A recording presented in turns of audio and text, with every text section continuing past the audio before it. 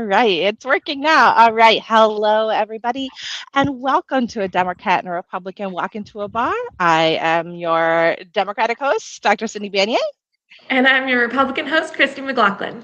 Yes, and you'll see that we have a special guest. We're going to get to him in just a moment. But as you know, there's been a lot of crazy things going on in the news. It's been a big week. The NFL draft was going on. I am a Lions fan, so I'm always very hopeful as to who we're going to pick up so we don't destroy our O line. And maybe this year will be our year for the Super Bowl. But no. Anyway, we're going to get into the big news. And what? What is the NFL? No, I'm just kidding. Sorry. What is that? I don't know what you're talking about. I don't know what's happened. Like it used to be, we just had football season, and then now we have the draft, and then now the draft is not just like the one big night; it's a whole week. So I mean, NFL is like really trying to milk every dollar out of every engagement here. But anyway, there's other sports going on too that I don't follow. I believe there's the NBA playoffs are going on and things like that. But anyway, there's other news that Christy and I will get to in a moment, but we do want to make some time for our special guest here. It's a project that Christy and Lance have been working on. I'm going to let Christy take it from here and introduce our guest, and we'll have a nice little conversation. All right, so I'll do the brief bio, but of course I like to let Lance tell his story. He tells it so much better than anyone ever could. So our special guest here is Lance Wissinger. He is a very special person with an interesting past that he will share shortly, but he has worked in criminal justice reform. He has worked in politics, Americans for Prosperity, and the grassroots area, and he has extensive roots in the community, always serving Southwest Florida. Particularly, he is working right now for the Freedom and Virtue Institute that we both work for. We are a 501c3 nonprofit organization. One of our goals is servicing underprivileged children, teaching them financial literacy, economic education, career planning, etc., for the most in-need students. But Lance, I'll let you take it away and introduce yourself. Yeah. Well, thank you both for having me. I just want to throw out there that we got to remember that Tampa Bay needs to win in hockey so we can keep the cup in Florida. So we got to do that. Florida's leading the world in hockey, which I think is amazing. It is weird, but yeah. So again, thank you guys so much. So I am the director of operations for the Freedom and Virtue Institute. We're based here in Fort Myers, and we have spread out. We've had some international opportunities that we've taken advantage of, but our main goal is really to help students really have some opportunities after school if they don't plan on going to college or don't know what they want to do. And I started doing some of this work years ago. I myself got into some trouble when I was younger, ended up doing some time, and learned a way through the system. And now what we're trying to do is keep kids out of the system. So we want to give them opportunities before it becomes too late. So we want to help them build their own businesses, learn some business acumen, learn some trades, learn some law skills. Christy's a fantastic educator. And so what she's doing to build our curriculum to really focus on what we're doing to help these kids. So that's what I'm doing now. How I got there is a pretty interesting story. And I've known both of you guys for a little while. So again, appreciate having the time to come on and talk. But for the audience, so 2003, I came to Florida in the delayed entry program for the Air Force. Planned on, retiring from the Air Force. I was going into Special Forces, pararescue. Wanted to serve my country. Wanted to do the best I could, and came from a really good family, and still made a mistake. I had a couple beers at a baseball game and drove home and killed my friend in the car accident coming home. So with that, lost my friend, lost my career, lost my mind, kind of just lost everything. And through that, I went through the forward facing system where I had to deal with all the legal side of it, and, kept getting pushed back. And it was 3.5 years where I was out on bond, just waiting to hear what the verdict was going to be. I never tried to fight anything, but the state would keep pushing and keep delaying. And then finally, when I was sentenced to 10 years, 5 years suspended. So I did 5 years in prison and 5 years on probation. And, took advantage of every minute that was given to me to go through there. Really made the system work for me. The first few months that I was in there, I was scared to death and didn't know what was going on. But I started to realize that as most things are, life is what you make it. And I found a way through. So I started to read as many books as I could. I started to get involved as much as I could. I had a point when I finally got to the Work Release Center, I started 6 programs at that Work Release Center that had not been parts of the prison system before. One of which was a culinary program where I got to represent the United States at the World Food Show. And it was the Chef of the Americas competition. It was 32 teams, 16 countries, and we won a silver medal in that. Nobody had any idea we were incarcerated when we did that. Started a small business group where we had SCORE, which is the senior core of retired entrepreneurs, come in, help us write business plans. We wrote business plans, did a Toastmasters group where 36 guys came to that Toastmasters group and 33 of them never went back to prison. One of them went on to do motivational speaking with Tony Robbins. There's some really cool things. It's weird to say there's really cool things, but there's really cool things that came out of it because we changed our perspective of what we were doing. We changed what the ideal of this is what it means to be incarcerated. This is what it means to be a felon. So going through all that, learning about how the system works, learning about that there is a way through, that there is a positive that can come out of such a big negative. Excuse me. I had some popcorn earlier, so got stuck in my throat. But learning how to change that perspective and really focusing on how can I do that for other people. So I started to work on a mentor program with the Lee County Sheriff's Department where we would come in and as guys were getting released, guys or girls, as they're getting released, we would work with them to help them find jobs, help them focus on what their goals are, what their aspirations are. And my first question to every mentee was, I know you don't want to be here. If you could do anything, I don't care how ridiculous it sounds. I don't care if you want to be an astronaut. I don't care if you want to be a rock star. I think I heard somebody say a different version of this, and it was like, I don't care if you want to be an alien. Like you can be, whatever it is, as ridiculous as you want it to be. What was that thing that you wanted to be when you were 4 or 5 or 6 years old? And so many times I've asked that question, and guys have been like, I don't know. I never thought about it. I don't know. I've always just kind of lived in the hood.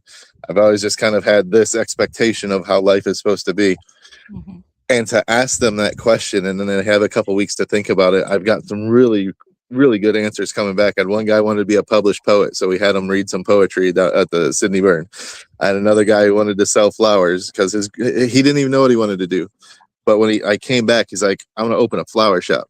Because that's what my grandmother did. And I have some of my best memories of being in that flower shop. And I'd love to be able to do that for my kids. So it was just this change of perspective and change of dynamic of how or what life means to these guys. So taking my own personal experiences and bringing that to the Freedom and Virtue Institute to help these kids ahead of time and really focus on like, anything is possible. We hear that a lot and we see a lot of things, especially the way politics are today. If you guys are going to talk about, there's so many things that can impede success or be an easy way to just stop and be like, what? I don't even want to deal with that. That's ridiculous. I'm not even going to go in that direction. But there's so many ways that we can make things work. There's so many things that we have in common that we can work together on. It doesn't matter what side of the aisle that we're on, but there are things that we all collectively want to work on. And one of them is making sure that we keep kids out of jail, we keep them off the streets, and that we give them opportunities. And I think that's something that everybody can get behind. 100%. Yeah. And that's where I work too. Previously, I've done a ton of different work in mentorship. And so I agree that there's a lot that we can do across aisle. And I really appreciate that. Now, is this organization that you're working for, is this a new one or is this an old organization? Is this Israel Suarez organization? Ishmael Hernandez. Okay, no, so, it's a different fellow then. Okay, so we've been around since 2009. Okay. It is it has a couple different programs that's been working on. The self-reliance clubs have kind of been the foundation of it.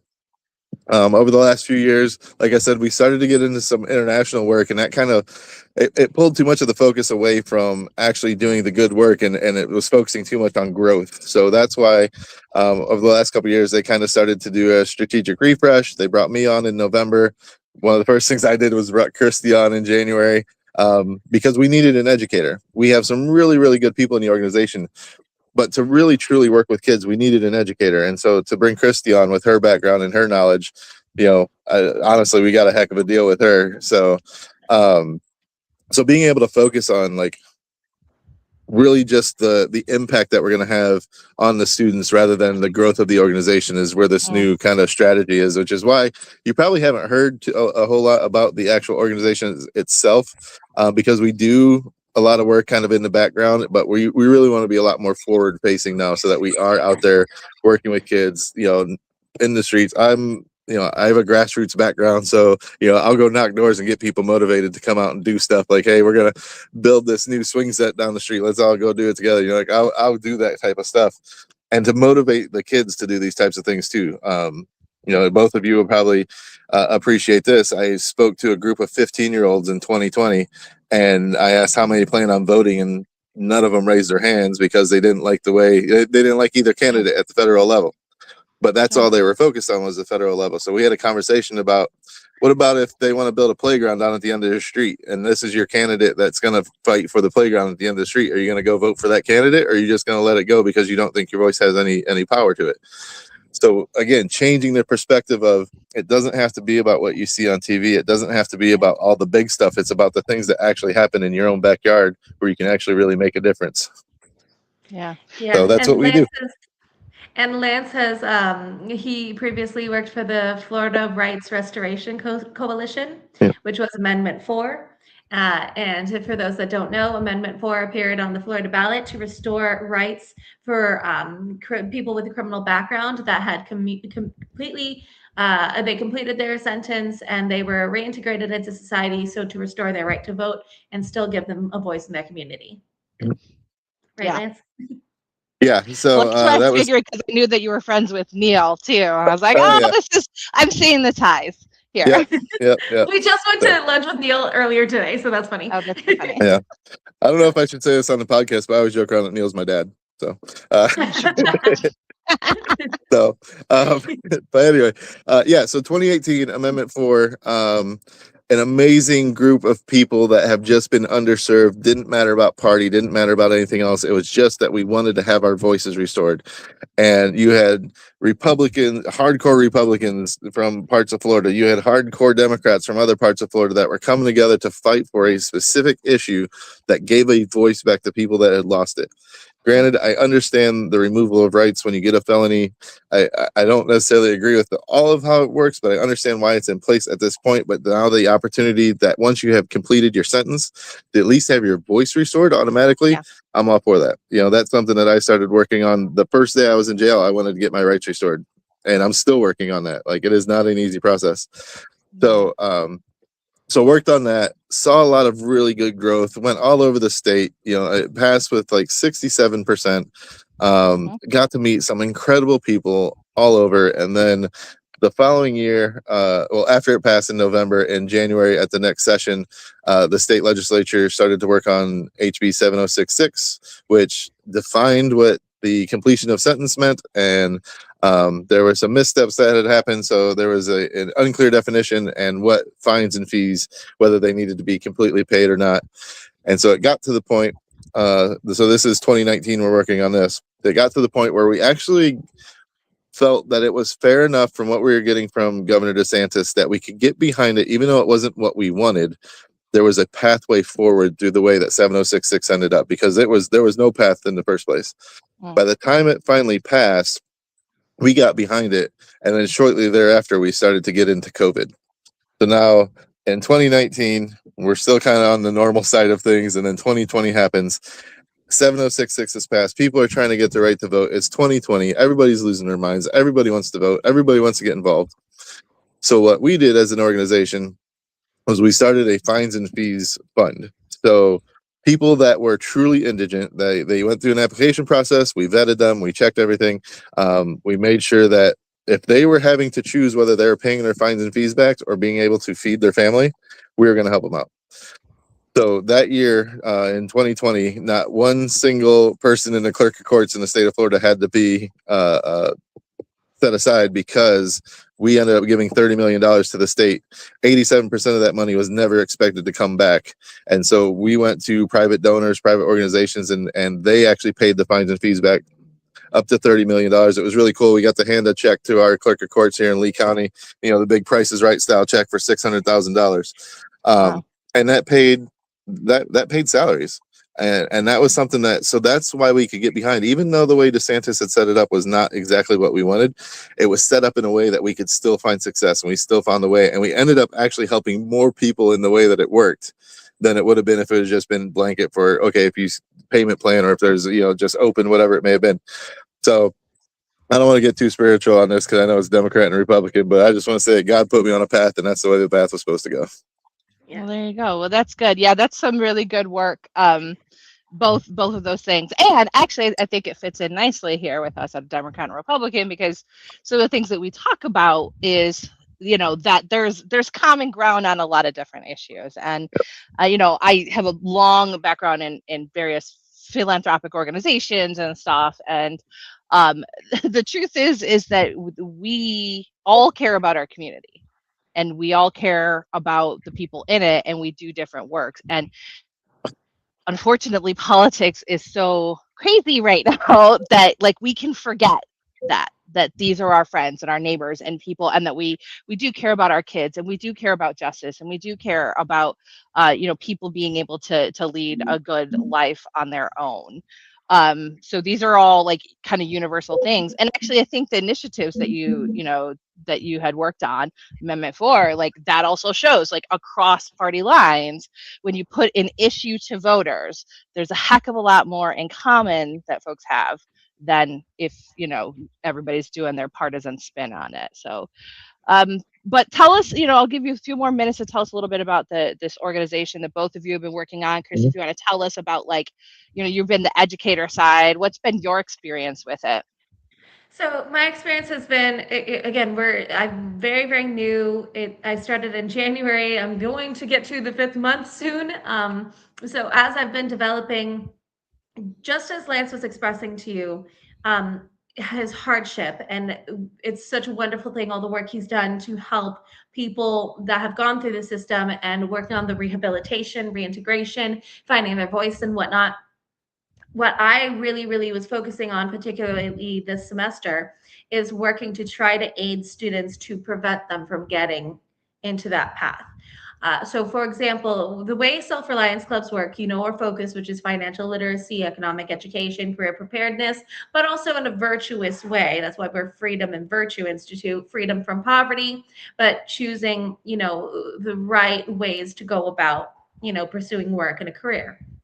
So what we ended up doing is partnering with Success Academy in Fort Myers. So for those that don't know Success Academy is if a student gets in trouble in another school, they get sent to Success Academy. They spend a certain amount of time there. Sometimes their time gets extended or shortened. Maybe they end up coming back. A variety of things happen at Success Academy, but it's an intervention with students that have had behavioral issues. So I have two groups with the Success Academy. Within Success Academy as a whole, though, there's another group called Strive, that if students are struggling or having some trouble in Success Academy, they are sent to Strive for a certain amount of time. And so I have two groups there, and I either meet with middle school or high school, depending on the day. So I work with 4 groups at Success Academy, and it's constantly changing because of the nature of Success Academy. The students are coming in and out. But what my goal has always been is these students, some of them have criminal backgrounds right now. Some of them are struggling. And, to recognize that, these kids are going to have to move on at some point. This is not the end of the world. Just because they've gotten in trouble young doesn't mean that they can't turn their life around, i.e. the way Lance has done, or some of the people from his Toastmasters group. You can turn your life around and change for the better and get back on your trajectory for success. So what we try to teach students is, 1, it's not the end of the world that you've been in trouble. You can move on. But 2, here are the tools that you are going to want to have to find success. How can you budget and plan? So if you're getting this much money in, how much money can you spend? Just the very fundamental basics. But then we've also gone over writing business proposals. Tomorrow we're going to work on resumes, and writing resumes. We've done mock interviews, how to handle yourself in a professional setting of just meeting an employer, things like that. So that's what my focus has been on. I just started meeting with the Autism Charter School of Collier County. And it's a very diverse group. We're still developing, and I'm mostly in the observation stage, trying to figure out what services we can provide and how. So it's a learning curve right now. But there are some higher functioning students, and then there are some students that are nonverbal. So some of the skills that we'll be going over is just the simple money counting. But what Freedom and Virtue Institute is doing, especially in our expansion and growth in my role, is recognizing the diverse needs of all these students, depending on the school, organization, etc., and how we can develop a large database of resources and programming that we can provide support. So hypothetically, we were just at the True Charity Summit in Jacksonville earlier this week, and I'm sure Lance will tell you a little bit more about that. But one of the things that it was one of my favorite things to do is connect and network with some organizations that were even headquartered here in Southwest Florida. And just saying, okay, you are providing a service for underprivileged areas in the community. Let's connect. How is there something that we can do for your kids that are associated with your organization? And then we're going to adapt and provide resources. Love that. Love that. So yeah, so Lance, finish us out here on this and tell us a little bit more about like where we can find you, where folks can get information, and how they can support you. Of course. Again, thank you so much. The one thing I do want to kind of wrap up on what Christy was talking about, when I first started meeting with the Lee County School administrators, they asked me where did I want to go, and my ultimate goal was to get the Success Academy, and I told them that, and I said, okay, let's start there, because those are the kids I wanted to help the most. Those are the kids that mean the most to my heart, because I know how close they are to having a life that's going to be really hard, and not everybody has the same idea of how life works as I do. I worked with a lot of people going through the system, so to be blessed to be able to go right into the spot I wanted to work in the most with the school district has been fantastic. And we're really looking forward to growing into some other opportunities. Where you can find me, outside most of the time. Just kidding. He's right up there. Well, maybe like a website where people may be interested in donating, or if there's another school or something that's looking to connect. How about a website? Let's start there. I don't think people are just going to be wandering around. I couldn't resist. Well, I have grassroots work, so I'm always outside knocking doors in one neighborhood or another. No, so our website for the Freedom and Virtue Institute is fvinstitute.org. You can find me on Facebook, Instagram, Southwest Florida Lance on Instagram, SWFL Lance, LinkedIn. If you're a professional and you want to learn more about what we're doing on the professional level, hook up with me on LinkedIn. I love using LinkedIn. In fact, I think I spent about 2 hours this morning, going through some LinkedIn stuff. As Christy was talking about, the True Charity Summit was fantastic. We met with all kinds of great nonprofits from across the country, learning more about how we have, effective impact with our giving, and how do we really work on the things that we have in common. So like our two other programs are Effective Compassion and Commonality. And it's about making sure that when you are giving and when you are doing work, it's not just because you want to have a picture to put on Facebook. It's not just about giving $1 to a certain organization because that makes you feel better. It's the Effective Compassion is what's the actual direct impact that you are having on somebody's life to make sure that they're coming out of whatever issue it is that they have. And then our Commonality is about what do we have in common? We get, there's 3 of us here, and I know we have enough in common. We probably get something done. It's not always about what our differences are. It's about how do we come together? How do we work together? How do we focus on the good? If you ask people, I'm annoyingly optimistic and notoriously early. So that's I will always try to motivate other people to see the good in things, and sometimes it can be too much sometimes. I get it, but it's so hard to knock me off of this positive outlook because I've been down in the depths. I've been to the bottom of the barrel, and I still got here. I'm still here. I'm still doing the work. I still got a long way to go. But yeah, check out our website. Follow me on those things. Christy and I are hoping to put something together, and maybe you'll see some more videos of us coming out. And what I'm really looking forward to are some of the testimonials and some of these videos that we're going to do for some of these kids where we're building these programs. I want to do a whole little chef series where I teach kids how to do different foods, and here are things. Here's what you can do when you got one pot and one hot plate. Here are 15 different things that you can make with some regular household things that'll be fantastic. So, so really looking forward to all that stuff. Just honestly, if there's a way that I can help, sometimes I help a little too much. I'm, I'm Lancelot. I can't help it, so. So, I love but that. Yes. Well, thank you so much. It's really great to hear about the good work of folks in the community, and I do think that there is a value of putting time and effort and dollars into the good work and people who are passionate like you on that. So, thanks so much for joining us here. yep. Christy and I got to go talk about the draft now. All right, sounds good. Thank you for joining Go us. Lions. We'll talk to you later. Bye bye.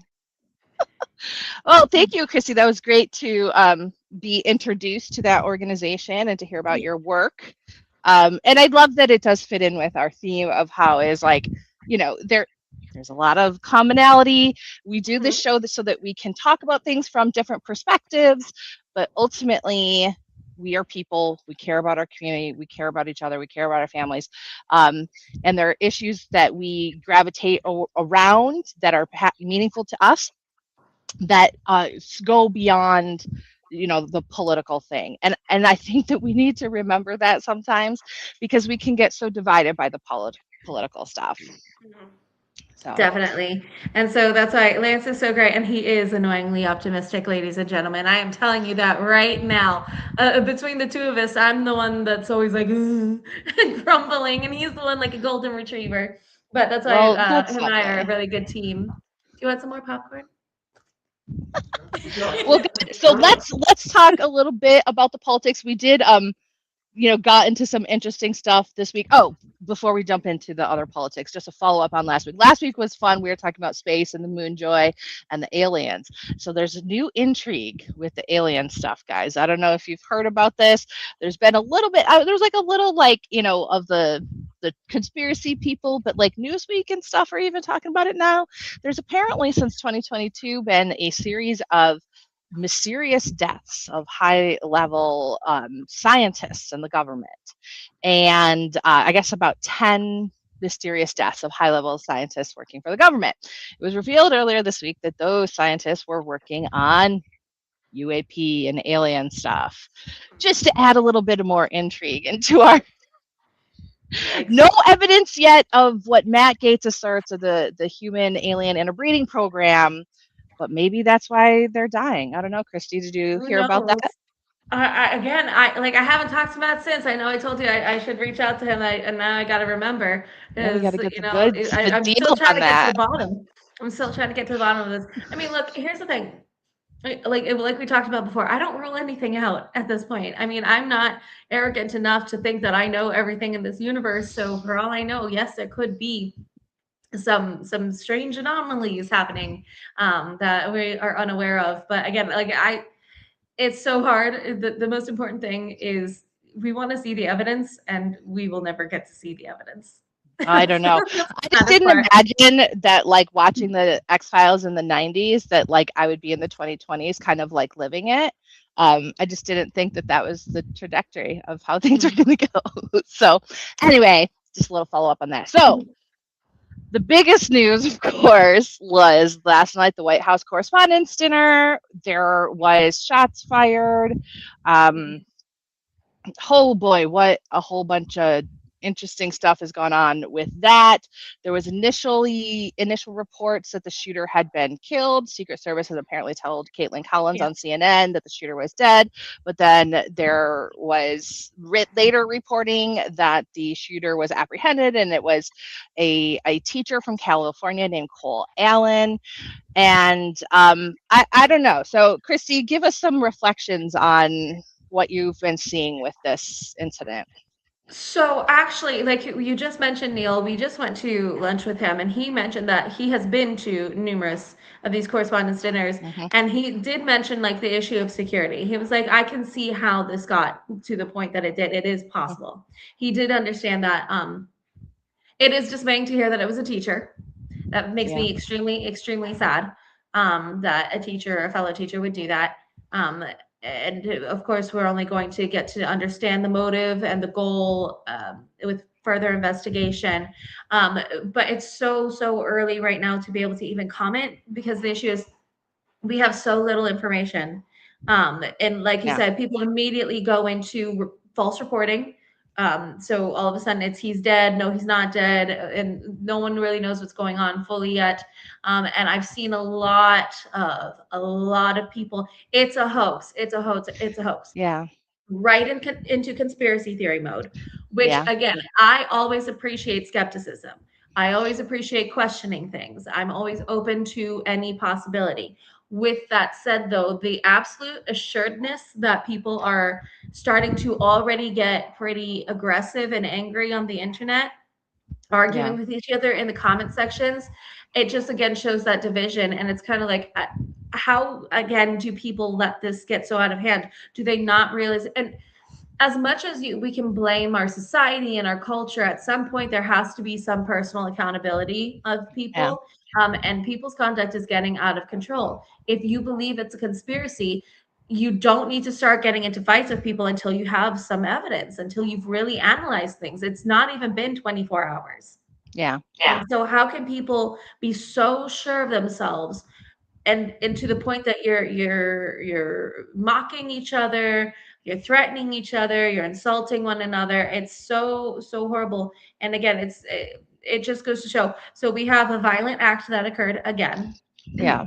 But then we have society's reaction to it, which is violent in and of itself against each other, of what's true and what's false. That's the only comments I really have at this time, because the inherent distrust, but the fact that we as people are just letting our hubris, I suppose, Mhm. get in the way, because we've gotten so political that we're digging our heels in, and we've stopped learning to talk to each other and accept, like, okay, maybe I don't know what I'm talking about. Let me listen first. Yeah. And so that hubris is becoming a little bit out of control, and it's very, very harmful to our society right now.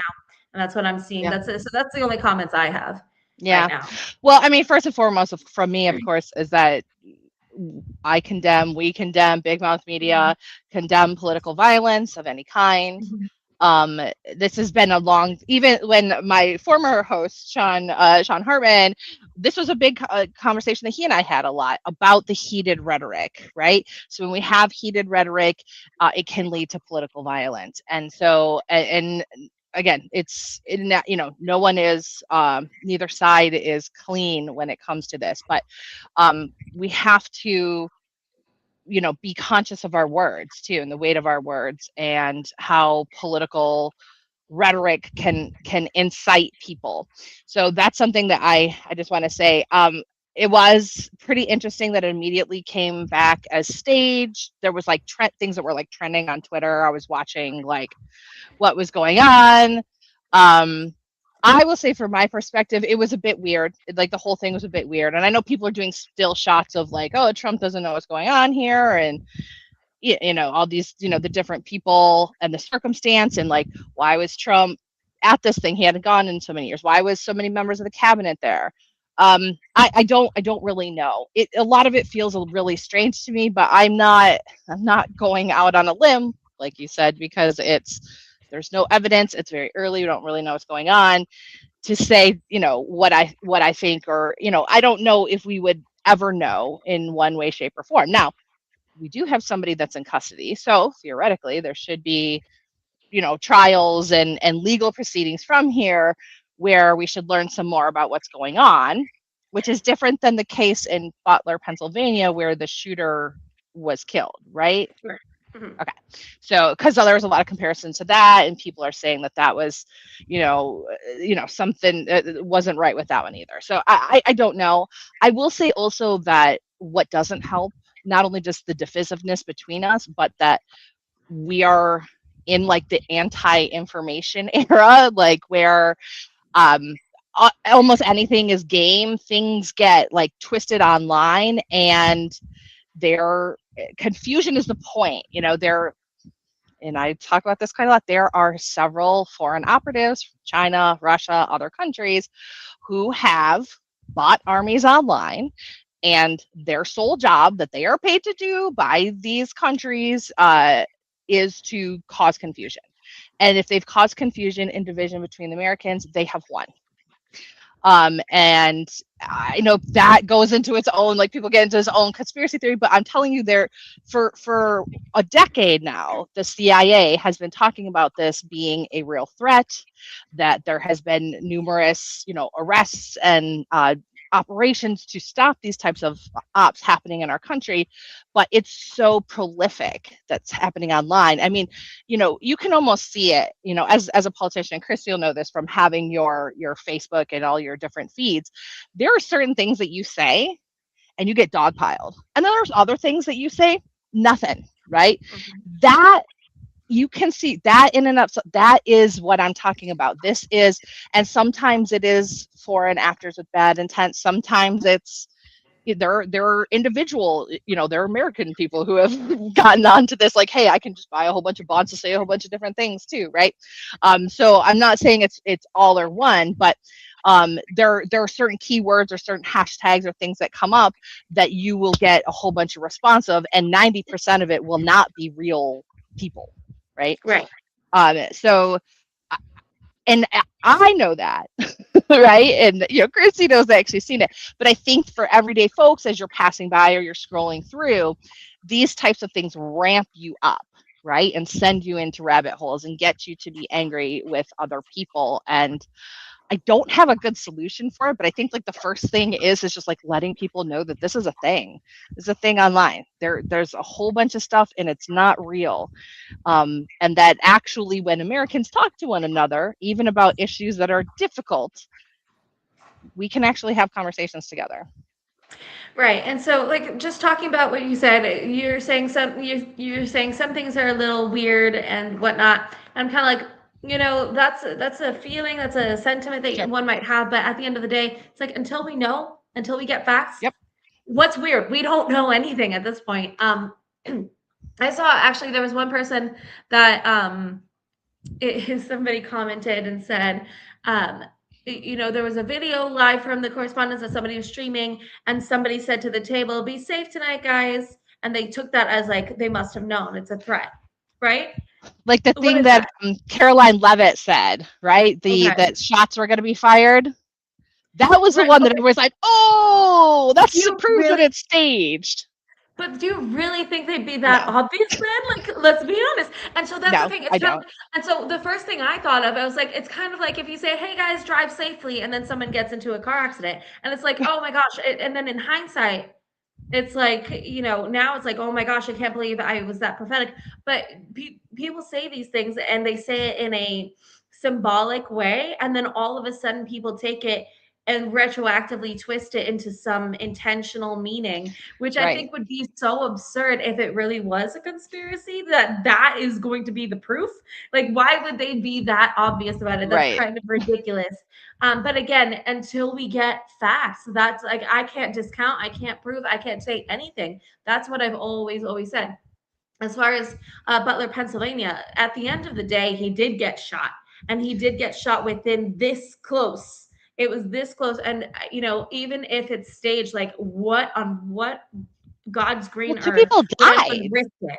Yes. And two Two people people died. died in the Butler, Pennsylvania. That's what and So that that's actually for me, even though preposterous. when sometimes, because there's like, oh, look at his ear, it's healed or whatever, like, okay, or whatever, but like two people died. Right. The person, the shooter, and then somebody who was standing behind Trump. So like, even if that was the case, I mean, that's a pretty high cost, Yeah. right? And so it's For yeah. people So to I don't engage get in. into those. I try not to get into those conspiracy theories because Yeah. again, it's also disrespectful to those that actually did get hurt. Right. So Butler, Pennsylvania, like two people, that's that. As far as this is concerned, they have somebody in custody. They have family members. Apparently, there's evidence that this person was sending messages to family members. It's very clearly stating that they were upset with the administration. Yeah. Now, not saying that those words itself clearly showed a proclivity for violence. However, we know that if this is the person, they were saying that, now we have some correlation to what happened last night. And again, he's in custody, so the goal is to hear from Right. this, like what happened, and go into fact finding. But we were just saying before, I mean, like you said, the CIA has been for decades indicating how much foreign entities that want to see the United States weakened infiltrate as many ways as possible. There is so people talk about bio warfare. People talk about chemical warfare. People talk about just overt warfare. But the spiritual, or I don't want to say spiritual. I want to say the social warfare and Yeah, social it's like engineering that can happen. psyop, weird. It's cyber war. Yeah. It's cyber warfare. It is, Mhm. but it's It's targeted cyber at warfare and social people. engineering, yes. Yeah, And so that's what you just pointed out. And so, I mean, like we saw with the Russian voter interference from the Mueller report way back in the day. So again, there's constant interference. It's not so shocking to believe that there are foreign entities that are just inundating our social medias, masquerading as American people, making these comments and stoking fights and getting into these really angry, aggressive conversations, and it's not so shocking to believe. So it is a theory on its own, but we know that there has been historically this kind there's of evidence, there is which is evidence. different. Exactly. There's I will evidence of say, this. it not only just like it with it being like directed by foreign actors, right? But we know that there are things online that are completely fabricated that Mhm. are, if it's not used for straight divisiveness, but there are things that are being used and profited. Like we saw the story came out, I think this week, about a fella in India who created an AI MAGA woman at videos and stuff like that. And I mean, he's not necessarily doing anything like trying to get people to fight, but he was making money off of Yes. this AI MAGA woman because Correct. people responded to it. And you have to understand the monetization of these different platforms, likes and shares and fights and all this other kind of stuff boosts up your engagement. And so if you're somebody who's monetized it, and to especially in another country with a lower standard of living, like you're making their whole year by fighting other Americans on those platforms, and it's a manipulation, you know. Yeah. um And and all they have to do is start like with little comments here and there, and then that will instigate people like me or somebody else to jump in and say, no, you're wrong, no, you're wrong. And then they start fighting, and then the insults happen. And it does become something that yep. Americans are doing to each other because they fell into a trap that was that they got baited. Um, kind of like speaking of people that capitalize. Oh, I might get in trouble for this one.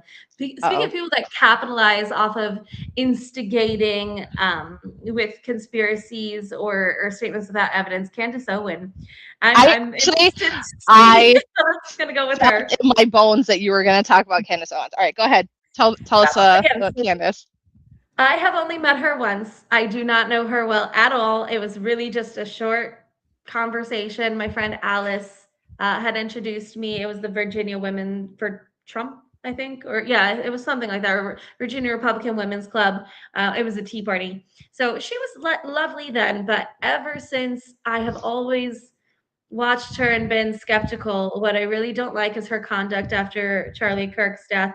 I understand, again, I always encourage skepticism and questioning things. That is a very important quality to have.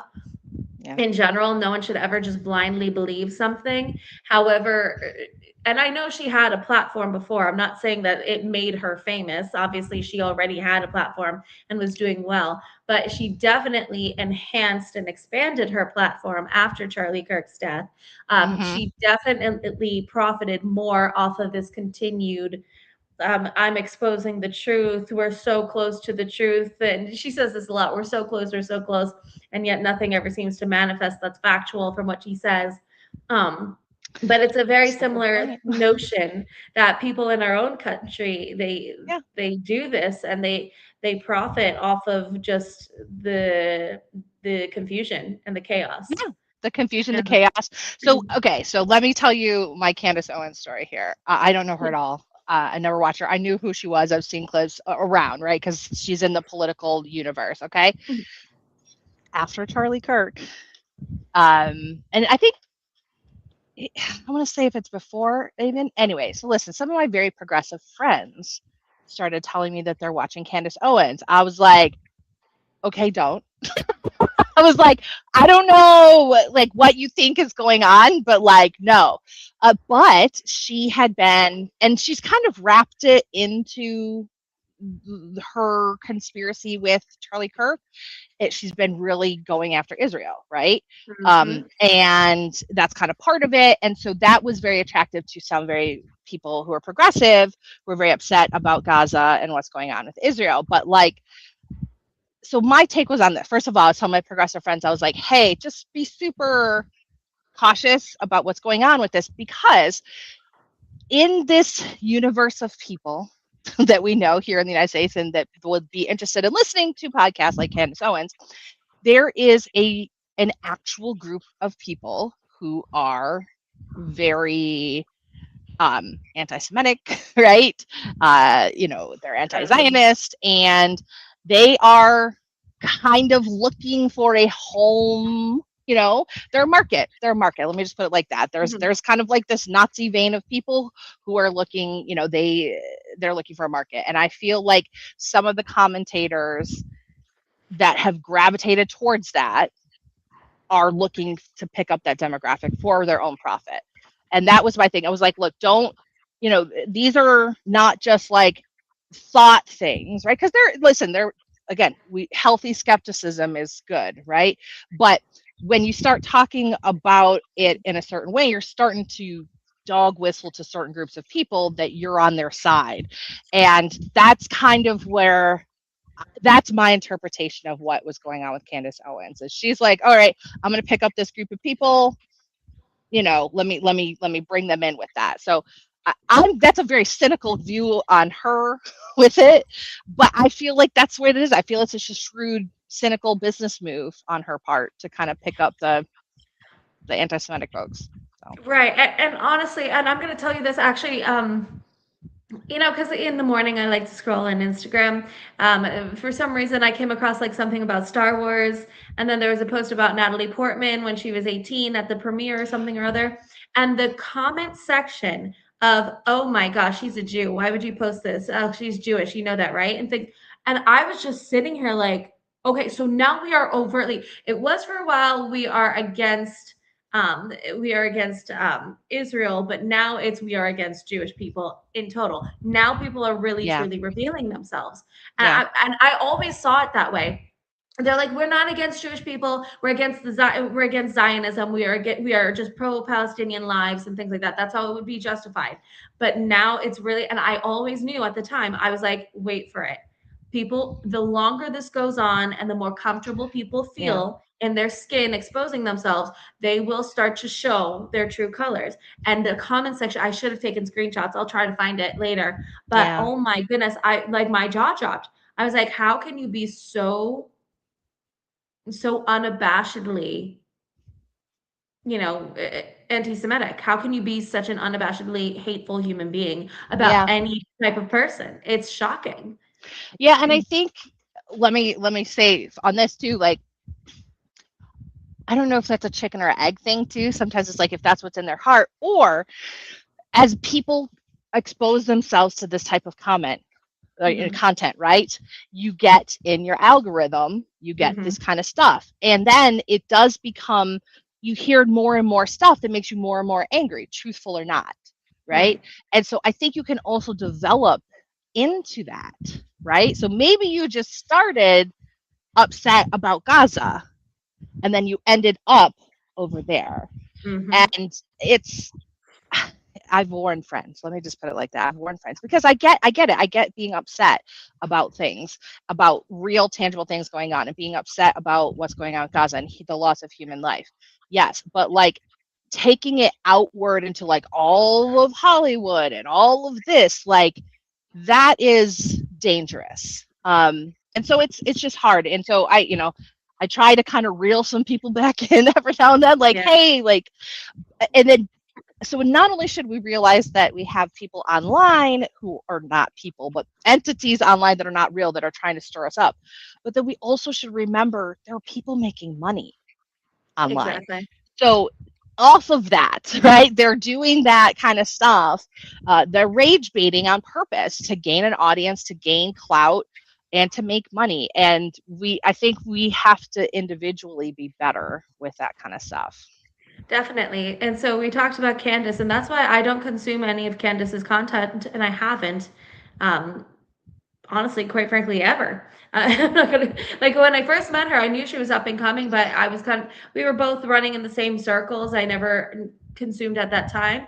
And then when I sort of went back, back here locally and went to teaching and whatnot, I never consumed her content because if she has already shown a history of making statements of fact without any proof or evidence, I don't trust that. Same reason why I will never consume anything from The View or other sources from the opposite end of the spectrum. When you have these media groups that they try to act as if they're telling people facts and that they're discussing things and it's valid, and it confuses people into believing that this is a truth as opposed to, no, these are people that are expressing their opinions and they're a media organization that's really just here for entertainment, clicking and engagement to profit.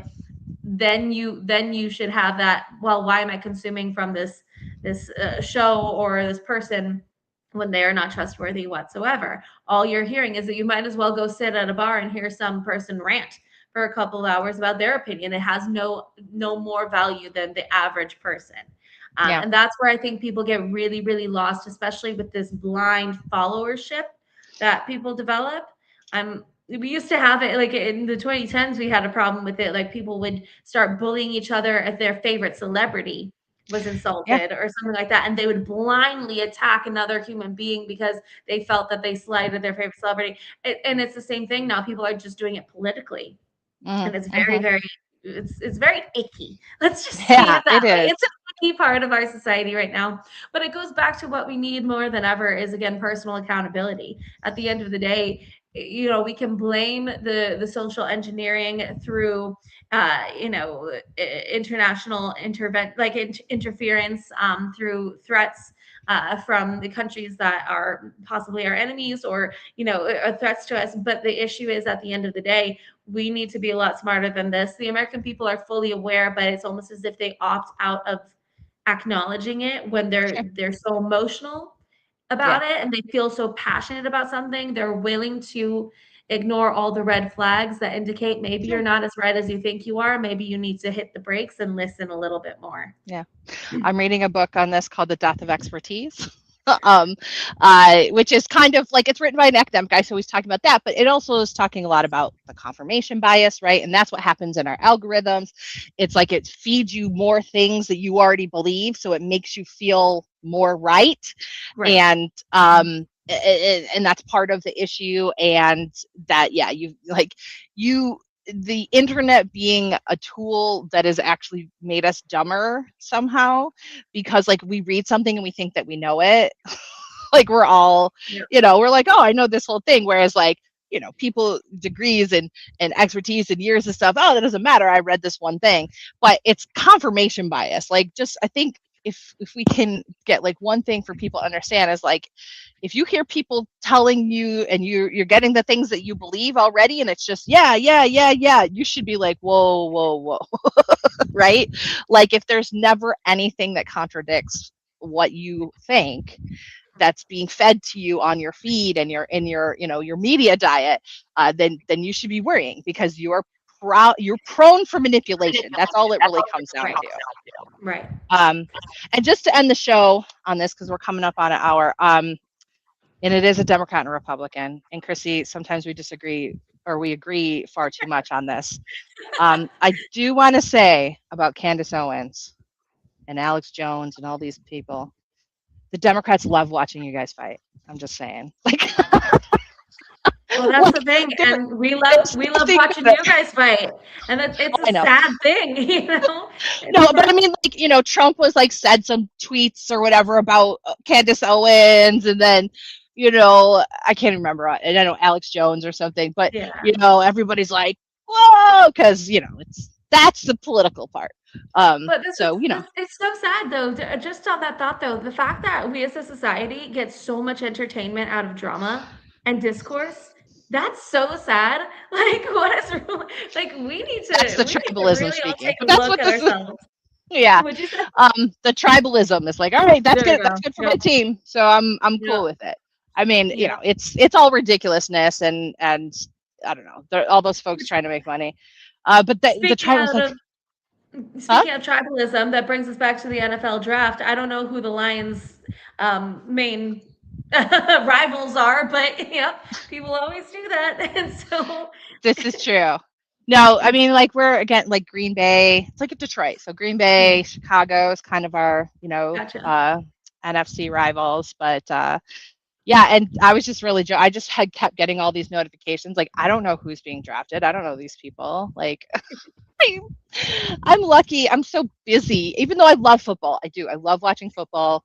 And this has been funny. Let me just say this as like in terms of the political, it's Democrats and Republican at equal times almost. Democrats and Republicans have hated the NFL and hated football, and I've loved it the whole time. I don't care. That's good. All right. I loved it. It's something that was like part of me as a kid, like watching the Lions. And so Yeah. like you know, I will watch it and I love it. And I love that it's on Sundays. I hate now that that's on other days because then I forget Mhm. that there's football on. But that's been one of those things too, where it's like you watch the pendulum swing back and forth. So people were really mad when it was like women and sexual harassment and child abuse, and then it was like LGBT stuff and whatever, and it's just everybody's fighting back and forth. Yep. Hey, but listen, they're going to the bank on that too. So, you know, they're a company and it is Exactly. entertainment. Oh, Mhm. the Yep. entertainment, that was the thing. Yes. Entertainment, that's entertainment for entertainment's sake. The other thing that the author of The Death of Expertise has been talking about is how there's been this mishmash of news and entertainment. And rather than just listening to the very boring, here's the top news of the day, blah, blah, blah, like it used to be back in the day. Now we are looking to be entertained. And that has actually led us to be able to be more kind of manipulated by these people either trying to make a buck or whatever because we want it to be interesting. And if it's boring, if we're talking about the minutia of tax law or whatever, no one wants to hear that. They want to hear, Right. am I going to get a tax break, am I going to get this, right? If it's not interesting, people aren't listening. And that's another Yeah. thing. I don't have a solution for that one either. I have no idea, except for we got to be. News is not being delivered by Walter Cronkite anymore. News is being delivered by people that are celebrities in their own right. That's right. And that's the people delivering the news should not be celebrities. And yet it is the case. All these talking heads on CNN, NBC, MSNBC, Fox News, all of them, they are celebrities and they capitalize just as much. Yep. And so how they present news is going to affect their livelihood and their success. And so you always got to keep that in the back of your mind. Yep. Even facts, the way it's presented can alter your perception of things. And that's something, yes, like you said, there's a 100%. very thin line, if there's a line at all anymore, between entertainment and Yeah. presentation of news. So I will say, if you are concerned about something like this, there is a tool that I use that you've probably seen around called Ad Fontes. They do this kind of like chart of like up and down on reliability and like left and right on politics. And they rate everything from like TV news shows to podcasts to, whatever, online news sources.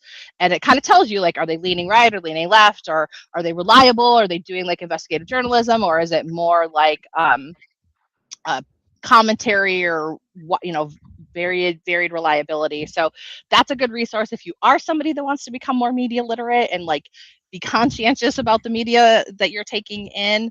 And there's a relatively new news source that came out called Ground News. I think they're actually out of Canada, interestingly enough, but they present, and they kind of do like this meta thing across like all these things that are being reported, and it shows like some of the political persuasion or implications of it on the bottom. So it's trying to be neutral and at least trying to show how it may be affected or interpreted by various political parties. So do your best, and if you got any other resources, like let us know. Love to vet those and share them out, because I think that you have to be your own protector online and protector of your mind, because it is incredibly easy to be manipulated and pulled into a rabbit hole or a conspiracy theory.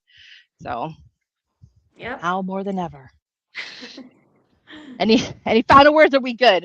No, that's it. I mean, yeah. So as long as people, and like you said, that's why I keep talking about accountability. At the end of the day, we're all fully aware of what's going on. So it's up to you. And don't put blinders on. Don't ignore it just because you feel passionate about it and you like hearing what you want to hear. You got to have more accountability and want to seek the truth. So you got to protect yourself and you got to do everything you can to manage what resources you are taking in, but also look into anything that you do take in and make sure it's veritable, make sure it's something that is trustworthy before you start making statements of fact that you can't possibly be sure of.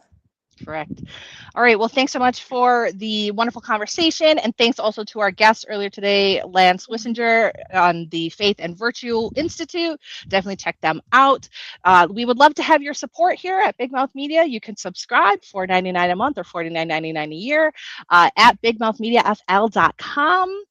The plans and pricing page that will help me at least keep this going. This is what we're trying to do, trying to provide some different angles on media and different conversations that may not be happening in other spaces. So you can check that out at bigmouthmediafl.com. I have been your Democratic host, Dr. Cindy Banier.